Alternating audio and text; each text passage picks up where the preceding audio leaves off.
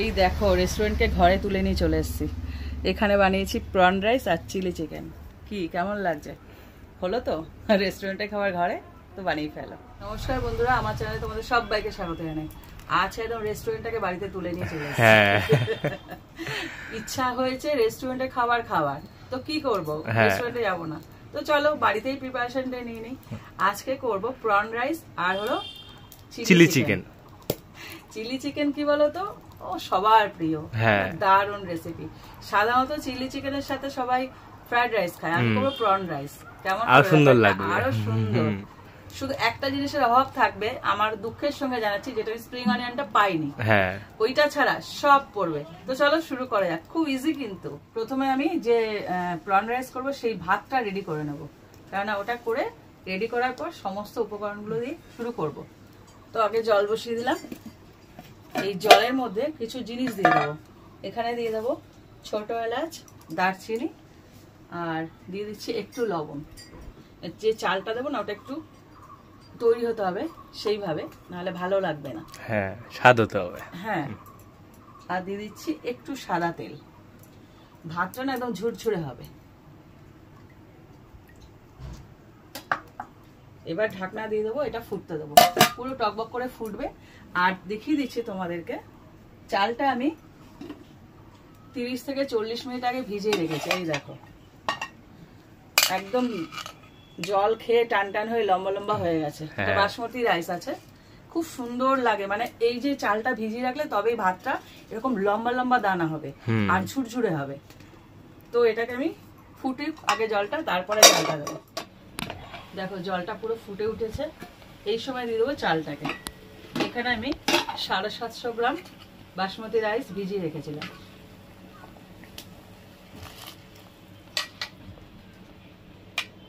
টকবক টকবক করে ফুটবে একদম। ফুটন্ত জলে দিলে তাড়াতাড়ি হয়ে যায়। আর এই যে চালটা না, এটা 70% কুক করবো, পরে আবার মেশাতে হবে, তো তার জন্য তখন বাদ বাকিটা হয়ে যাবে। একটু শক্ত থাকতে নামাতে হবে, না হলে পুরো গলে গেলে ঝুরঝুরে ব্যাপারটা থাকবে না।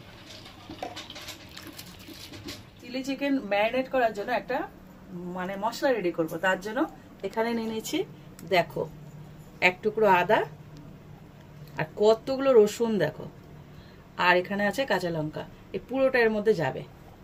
তিনটাকে একসাথে বেটে নেব। তবে তো স্বাদ হবে নাকি? তিনটাকে একসাথে বেটে নেব। এদিকে আমার ভাত হচ্ছে, দেখো ভাত ফুটতে ফুটতে এদিকে কাজটা এগিয়ে রাখি, কারণ ম্যারিনেট করে রাখলে তবেই তো হবে স্বাদ। অবশ্যই। এই যে চিকেনটা নিয়ে নিয়েছি, আর রসুন কাঁচা লঙ্কা আদার পেস্টটা নিয়ে নিয়েছি, এর মধ্যে দিয়ে দিলাম। একা একা নড়ছে, মনে হচ্ছে ভূমিকম্প হচ্ছে। এর মধ্যে দিয়ে দেবো কর্নফ্লাওয়ার।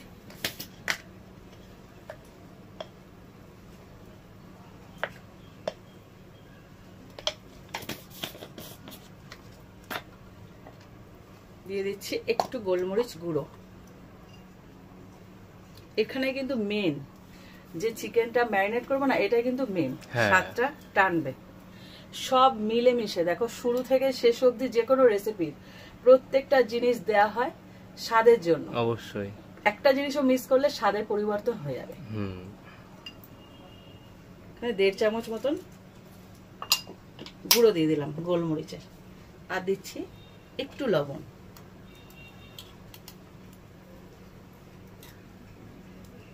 এবার এটাকে ভালো করে মেখে নেব, হাত দিয়েই মেখে নেব। পুরো চিকেন গুলো যেন এর মধ্যে মাখামাখি হয়ে যায়, তবে তো আসবে স্বাদ। এই যে রসুন আর কাঁচা লঙ্কা আর সাথে আদাও আছে, এই যে মানে চিকেনটা মাখাচ্ছি না, ভাজার পর মনে হবে কি শুধু শুধু খেয়ে নিই, এত সুন্দর খেতে লাগে। এই যে ম্যারিনেশন করার পর 30 মিনিট এভাবে ঢাকা দিয়ে রেখে দেবো, ততক্ষণ আমার অন্যান্য কাজগুলো হয়ে যাবে। ভাতটা পুরোপুরি হয়ে গেছে, 70% বলেছিলাম, করে নেব। বেশি গললে আবার একদম 12টা বেজে যাবে। দেখিয়ে দিচ্ছি, দেখো ভাত গলবে কিন্তু একটু শক্ত ভাব থাকবে, এই সময় নামিয়ে ফেলতে হবে।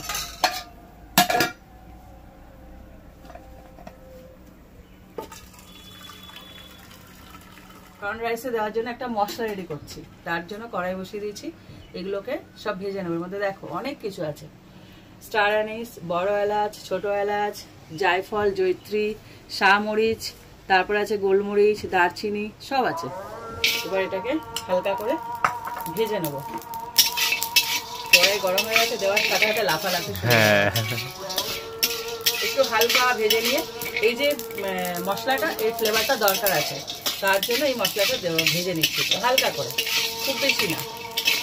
এর মধ্যে কিন্তু দেখো শুকনো লঙ্কা, তেজপাতা এগুলো দরকার নেই, যেগুলো দরকার সেগুলোই দিয়েছি আমি। দেখো পুরোপুরি ভাজা হয়ে গেছে, এবার চটর পটর করছে। এবার এটাকে তুলে নেবো আমি শিল নোড়ার মতো।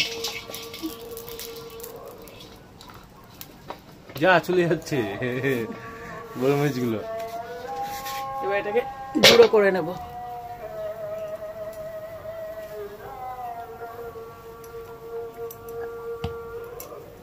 যাচ্ছিস কোথায় গুঁড়ো?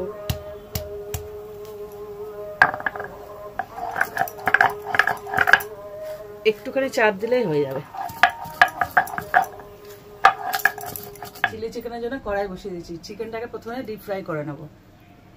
এখানে সাদা তেল দিচ্ছি, একদম অনেকটা তেল দিতে হবে যাতে পুরো ডুবে যায়। মচমচে করে ভেজে তুলতে হবে। তেলটা পুরোপুরি গরম হয়ে গেছে, এবার আমি চিকেনগুলোকে ছেড়ে দেবো। অনেকগুলো স্টেপে ভাজতে হবে, একবারে তো হবে না।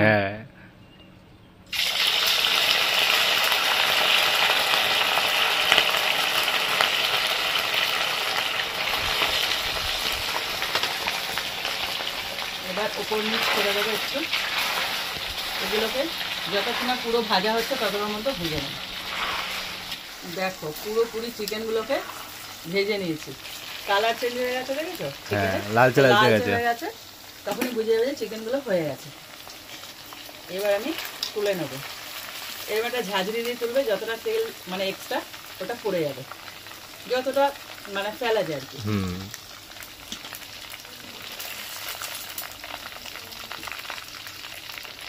তুই মাথা নাড়ানো না, আমি এখানে এটাকে করছি আর ও মাথা নাড়ছে।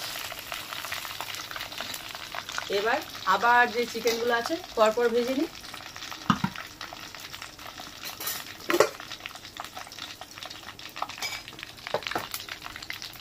চলে যাচ্ছে চলে যাচ্ছে চলে যাচ্ছে চলে যাচ্ছে কি চলে যাচ্ছে? ভাজা।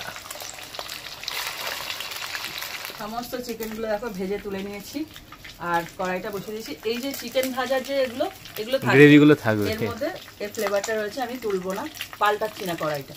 এর মধ্যে দিচ্ছি রসুন কুচি আর দিচ্ছি কাঁচা লঙ্কা কুচি। এখানে 5 থেকে 6টা আমি কাঁচা লঙ্কা কুচি করে নিয়েছি। এবার এটাকে একটু ভেজে নেব। এই যে স্পট গুলো আছে না, মানে এগুলো যে লেগে আছে না, এগুলো এখন সস পড়বে, সব একদম উঠে যাবে, কাঁচি চলে আসবে সব। হ্যাঁ, তোমরা যারা করো তারা জানো। হ্যাঁ, রসুন আর কাঁচা লঙ্কাটা পুরো ভাজা হয়ে গেছে। এবার দিয়েছি 1 টুকরো আদা। ওখানে 1 টুকরো আদা কিন্তু আমি ম্যারিনেশনে দিয়েছিলাম। রসুন ও কাঁচা লঙ্কা 3টেই কিন্তু ছিল। ডবল ডবল যাবে, তবেই তো হবে স্বাদ। এবার দিয়েছি গ্রেট করে। লাইভ ভাজা হচ্ছে নাকি? পড়বে ভাজা হবে ডাইরেক্ট। এটা মুখে পড়বে তো ভালো লাগবে খেতে।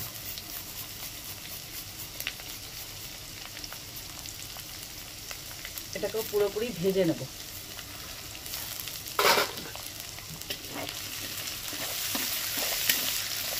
এইবার এখানে ক্যাপসিকাম আর পেঁয়াজটা আমি কিউব কিউব করে কেটে রেখেছি। দেখো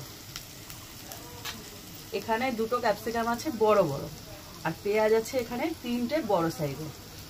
পেঁয়াজটা প্রথমে দিয়ে দেবো।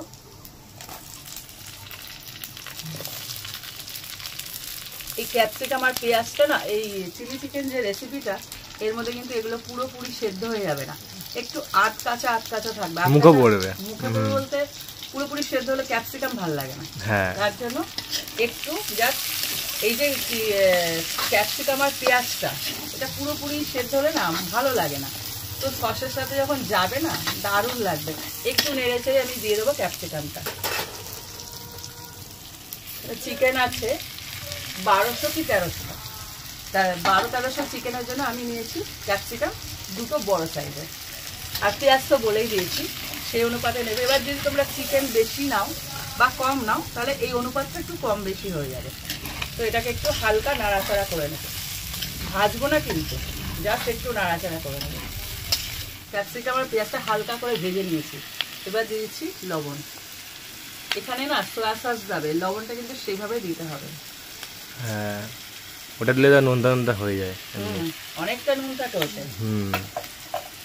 দিচ্ছি হালকা জিরের গুঁড়ো, আর এখানে লঙ্কার গুঁড়ো না যাওয়ার মতন দেবো, একদমই অল্প। এবার এটাকে মিশিয়ে দেবো, হালকা করে ভেজে নেব। একটু দিয়ে দিচ্ছি গোলমরিচের গুঁড়ো, অল্প, 1/2 চামচ।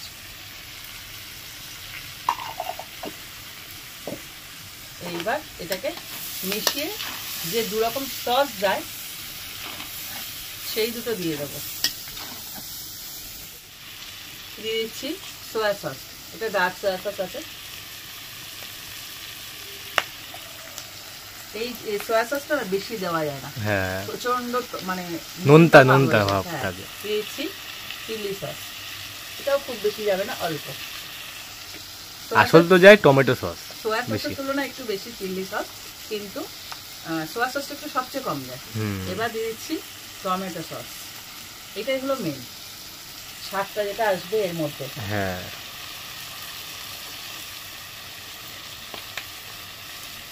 এটাকে মিশিয়ে দিতে হবে ভালো করে।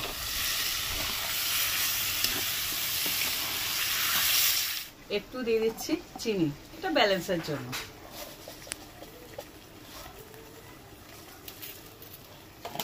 চিনিটা দিয়ে একটু মিশিয়ে দেবো। সব মেশানো হয়ে গেছে, এবার চিকেন মেশানোর পালা। চিকেনটাকে দিয়ে দেবো। চলে গেল ভাজা চিকেন একদম। এইবার এটা শুধু মেশাতে হবে, এটা মিক্স করে শুধু মেশাও। চিলি চিকেনের মতন রান্না সহজ হয় না, শুধু ভাজো, ম্যারিনেট করো, মিশাও, কিন্তু খেতে কত সুন্দর, মারাত্মক খেতে হয়। এবার শুধু এটাকে মেশাতে হবে। দেখো তৈরি হয়ে গেল চিলি চিকেন, কিন্তু আমি এখন যাচ্ছি না, না খেতে হবে তো কিছু দিয়ে নাকি, শুধু তো খাওয়া যাবে না। এখনো প্রন রাইসটা বাকি আছে, শুধু রাইসটাকে তৈরি করে রেখে দিয়েছি। হ্যাঁ, ফুটিয়ে শুধু রাইসটা রেডি হয়েছে, আসল প্রিপারেশন এখন পুরো বাকি। তো চলো গুটি গুটি পায়ে সেদিকেই যাই। প্রন রাইস বানানোর জন্য এখানে আমি দেখো চিংড়ি মাছ নিয়েছি প্রায় 200 গ্রাম, সব ছাড়িয়ে সুন্দর করে রেখে দিয়েছি। এবার এটাকে ভেজে নেবো, তার জন্য কড়াই বসিয়ে দিয়েছি। তো কড়াইতে দিয়ে দিচ্ছি তেল। তেলটা পুরোপুরি গরম করে নিয়েছি, এখানে দিয়ে দিচ্ছি চিংড়ি মাছগুলোকে। কি হাওয়া দিচ্ছে, উল্টো পাল্টা হাওয়া ছাড়ছে। হ্যাঁ, পুকুর পাড়ে একটা শান্তি আছে হাওয়া, এই যে আগুনগুলো উলট পালট হয়ে যাচ্ছে। তো এগুলোকে ভালো করে ভেজে নেবো, চিংড়িগুলোকে ভালো করে ভেজে নিয়েছি দেখো। এবার এগুলোকে তুলে নেবো।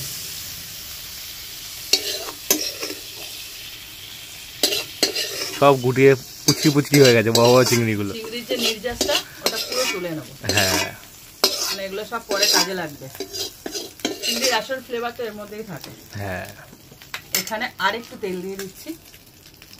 তোমরা চাইলে এর সাথে ঘি অ্যাড করতে পারো, আমি কোনো ঘি অ্যাড করছি না আজকে, শুধু সাদা তেলেই করছি। তেলটা গরমই আছে, এর মধ্যে দিয়ে দিচ্ছি রসুন কুচি,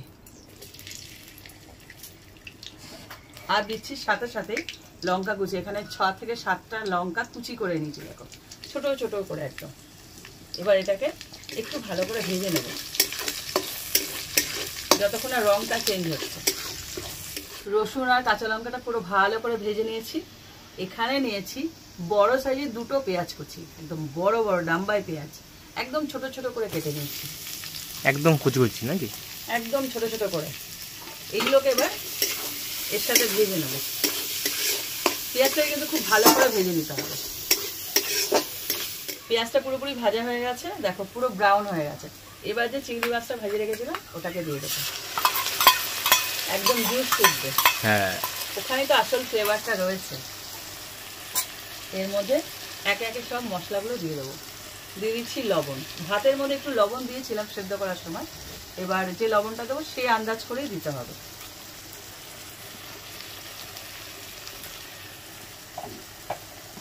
দিচ্ছি জিরের গুঁড়ো, এটা ভাজার জিরের গুঁড়ো আছে বেশ কিছুটা। আর যে মশলাটা তৈরি করেছিলাম, বেটেছিলাম প্রথমে, ওই মশলাটা অল্প, পরে আবার মেশাবো। আর লঙ্কার গুঁড়ো দিচ্ছি 1 চামচ। প্রন রাইস তো বেশ একটু রসিয়ে কষিয়ে করতে হবে, তবে ভালো লাগবে খেতে। যেহেতু চিংড়ি মাছ আছে ভালো লাগবে, তাও শুধু চিংড়ি আর ভাত, চিংড়ি ভাত হয় না। এর মধ্যে আমি হলুদ ইউজ করছি না, তোমরা চাইলে দিতে পারো, তবে আমি হলুদ কোনোদিনও দিই না। একটু দিয়ে দিচ্ছি ফ্লেভারের জন্য গোলমরিচ গুঁড়ো 1/2 চামচ। এই অবস্থায় তো একটা রেসিপি হয়ে গেল চিংড়ির রসা। হ্যাঁ, এটা একটা রেসিপি। হ্যাঁ, ওই যে ঠিক বলেছে, এটা একটা রেসিপি। এটা গরম গরম ভাতে কিন্তু ভালো লাগবে। দেখো শুধু চিংড়ি মাছ দিয়ে ভালো লাগবে। করছি কি আর ফাজিলের গাছ। এবার এটাকে খুব ভালো করে ভেজে নিয়েছি। এখানে ব্যালেন্সের জন্য একটু চিনি দেবো, সামান্য। আর যারা একদমই চিনি খাও না তারা এটাকে স্কিপ করতে পারো, তবে দিলে ভালো লাগবে।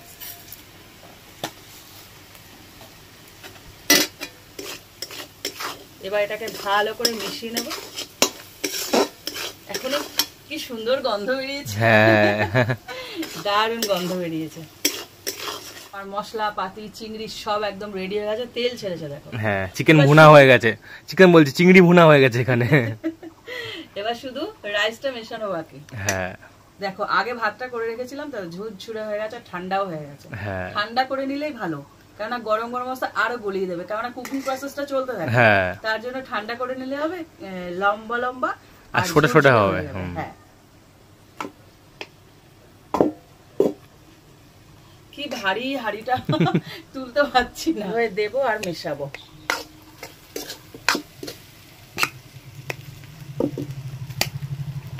এখানে আর কাজ নেই, এটা শুধু মেশানোর পালা।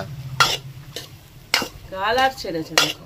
হ্যাঁ, পুরোটা ওপর নিচ করে মিশিয়ে নিয়েছি। আর বলেছিলাম মশলাটা শেষে একটু দেবো, এটা পুরো ফ্লেভারটাকে টানবে, তার জন্য এই মশলাটা দেওয়া। আর একটু মিশিয়ে এবার এটাকে ওপর নিচ করে আরেকটু মিশিয়ে দেবো।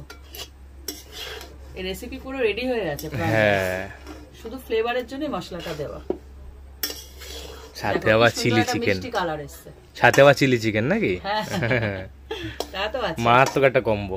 আজকে না নাচ দেখে কে? হ্যাঁ, খুব সুন্দর একটা কম্বো। দেখো তৈরি হয়ে গেল আমার প্রন রাইস আর চিলি চিকেন। তোমরা এই দুটো কম্বিনেশন একবার খেও। হ্যাঁ, এমনি ফ্রাইড রাইস দিয়ে তো অনেকবার খাওয়া হয়েছে সবারই। তো রেস্টুরেন্টে যেতে হয় না, হবে না, বাড়িতেই রেস্টুরেন্ট বানিয়ে ফেলো। কি আছে, যা যা মন চায় বানাও আর খাও, কি আছে। খালি এই চ্যানেলটা সাবস্ক্রাইব করো, রেস্টুরেন্টকে ঘরে নিয়ে চলে আসো।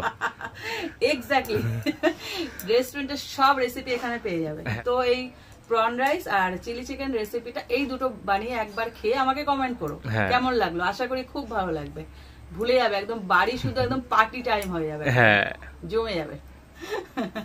ভালো লাগলে লাইক দিও আর এটা শেয়ার করো। এরকম আরো রেসিপি পেতে আমার চ্যানেলটা সাবস্ক্রাইব করে দিও। তো আজকের মতো টাটা টাটা।